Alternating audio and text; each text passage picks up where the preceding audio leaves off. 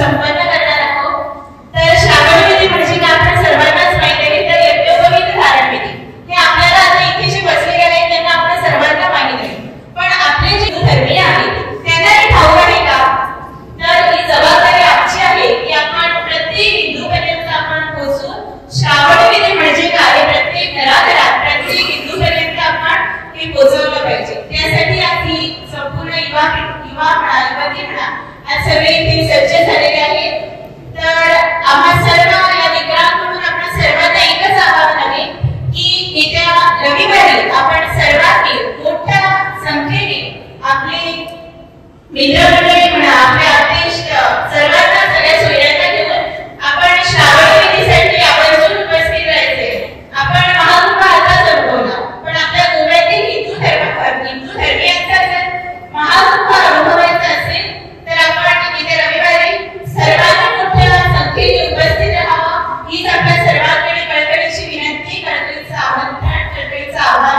श्रावण विधीचा जो प्रचार आहे तो संपूर्ण गोमंतकामध्ये चालू आहे आणि आपण सर्वजण आपल्या भागातील हिंदू धर्मियांना या कार्यक्रमासाठी मोठ्या संख्येने उपस्थित राहण्यासाठी निमंत्रण देत आहात आणि आम्हाला खात्री आहे की आपण सर्वजण जास्तीत जास्त हिंदू समाजाला या ठिकाणी तपोवन श्रावण विधीसाठी बोलावणार आहोत आणि हा जो अपूर्व असा सोहळा आहे या सोहळा या ठिकाणी संपन्न होणार आहे। त्या सोहळ्यासाठी आपण त्यांना बोलावणार आहे आणि या सोहळ्याचा लाभ होतो आहे तो संपूर्ण गोमंतकातील हिंदू समाज तसंच महाराष्ट्र कर्नाटकातील हिंदू समाज त्यांना घेता येईल आणि त्यांना आनंद आपल्याबरोबरच इतरांनाही आनंद आम्ही या ठिकाणी देऊया। आपण सर्व हिंदू समाजाला जास्तीत जास्त हिंदू समाजाला या ठिकाणी येण्यासाठी प्रवृत्त करूया।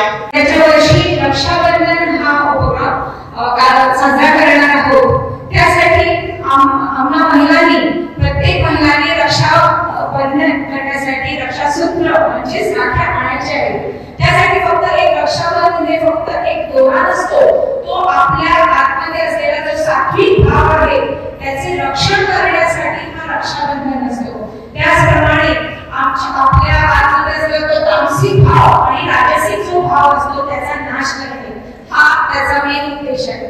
त्याचप्रमाणे जेव्हा आम्ही बहीण आणि भाऊ जेव्हा मी रक्षाबंधन करतो त्यांना एकमेकांबद्दल प्रेमभाव वाढतो आणि आपुलकी वाढते आणि असाच हा आपुलकीचा आणि प्रेमभावाचा जो संदेश आहे तो आम्ही सर्वांनी महिलांनी आणि पुरुषांनी इथे सद्गुरू माऊलीच्या सान्निध्यात साजरा करायला पाहिजे।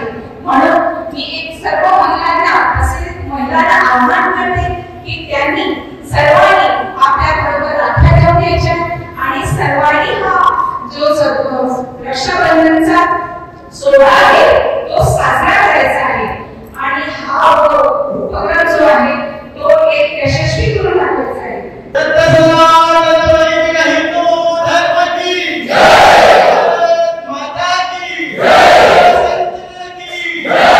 जेव्हा आपण देश आणि धर्म जेव्हा आपल्याकडे असतो तेव्हा आपण फक्त इथं मी बघतोय सर्वजण तरुण जे आहेत ते देवाचं कार्य करतच आहात, पण ह्याच्यात धर्म टिकेल का? नाही। तर धर्मासाठी आपण पुढे सरसावलं पाहिजे। त्यासाठी प्रत्येक तरुणाला विनंती आहे की या कार्याला आपण मोठ्या संख्येने सहभाग केला पाहिजे।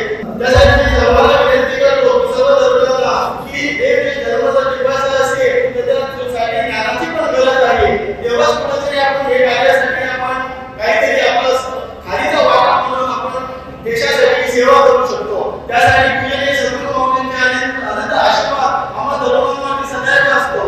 त्यासाठी सर्वांना जय श्री राम। चला भगवंताच्या दर्शनाला चला, चला देवाच्या दर्शनाला चला। संसारात दुःख आहे, संसारात अडीअडचणी आहेत, मनासारखं होत नाहीये, तर आपल्याला हे फक्त देव देऊ शकतो हा विचार आहे। आम्ही सगळ्यांनी भक्ती करायचं आहे।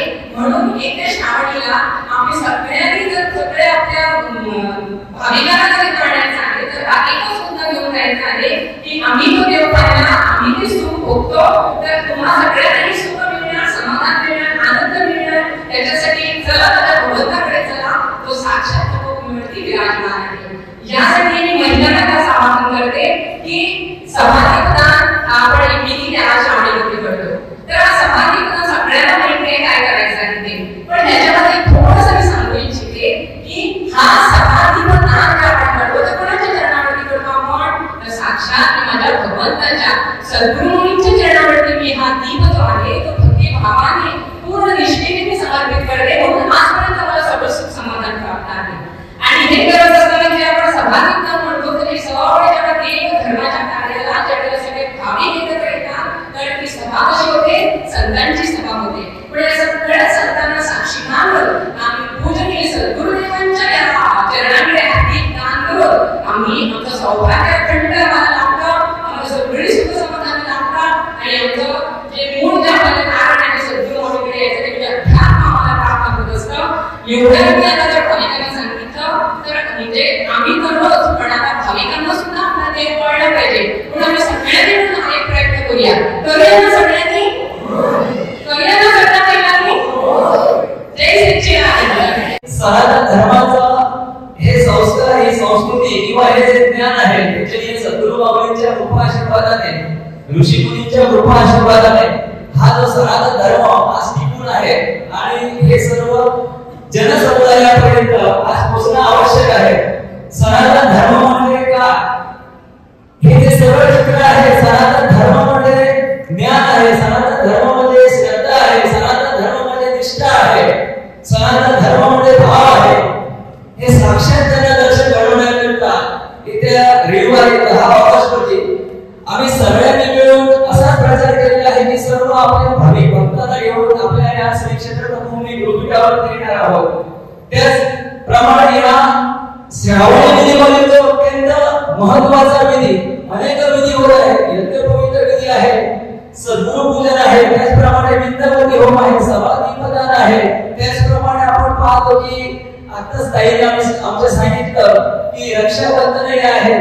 त्याचे साक्षीदार होण्याकरिता आपल्या सगळ्या भाविकांना, सगळ्या गाव पातळीवरील सर्व गावकरी मंडळींना येत्या 10 ऑगस्ट रोजी रविवारी सकाळी ठीक 9 वाजता आपल्या श्री क्षेत्र भूमी गुरुपीठावरती आम्ही सर्वांनी आणण्याचा प्रयत्न करूया. निश्चितच येणार आहे, तयारी कशी जय्यत आहे.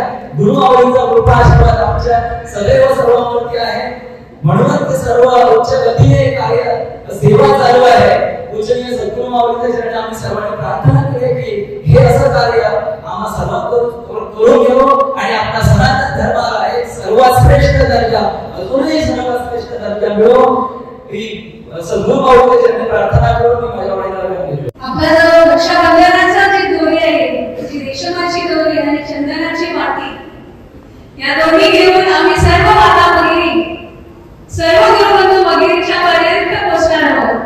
तेव्हा सर्व गुरुबंधू भगिनींना विनंती आहे, प्रार्थना आहे की या श्रावणोत्सवामध्ये हे जे सूत्र आहे ते आपण वृद्धिंगम करायचं आहे. प्रत्येक गुरुबंधूच्या हातावर तो आपला प्रेमाचा धागा हा बांधलाच गेला पाहिजे. असा आपला मोठा परिवार आहे आणि आम्ही सर्व गुरुबंधू भगिनी आहे आणि या सर्वांना एकत्रित ठेवणारा एकमेव दुवा म्हणजे ते आपलं प्रेम बंधन किंवा ते प्रेमसूत्र. तेव्हा सर्व गुरुबंधू आणि भगिनींना एक विनंती, प्रार्थना आहे की आपण सर्वांनी हा जो सोहळा आहे तो श्री गुरु चरणी आपण सर्वांनी साजरा करायचा, श्री गुरुच्या सानिध्यात साजरा करणार आहोत. तेव्हा याचं प्रेम आपण खूप मोठ्या प्रमाणात घ्यायचं आहे आणि हा जो आपला वारसा आहे प्रेमाचा तो अखंडित ठेवायचा आहे. ही श्री चरणी प्रार्थना करते व सर्वांना या कार्यक्रमाच्या शुभेच्छा देते. आपल्या धर्माचे ज्ञान आपल्या येणाऱ्या पिढीला समजणे म्हणजे श्रावण विधी होय आणि आपल्या ऋषीमुनींचे महत्त्व येणाऱ्या पिढीला समजणे हा मुख्य तात्पर्य या श्रावण विधीचा होय. चला तर येणाऱ्या 10 ऑगस्ट 2025 रोजी श्री क्षेत्र तपोभूमी गुरुपीठावर परमपूजनीय सद्गुरूंच्या बाबा सानिध्यात ही श्रावण विधी आपण सर्व हिंदू बांधव मोठ्या उत्साहाने, आनंदाने एकत्र साजरी करूया. सर्वांना जय सच्चिदानंद.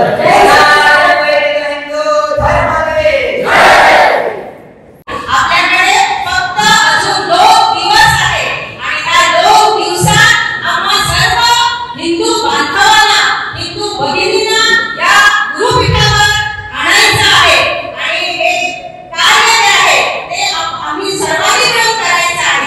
हा जो सोहळा आहे हा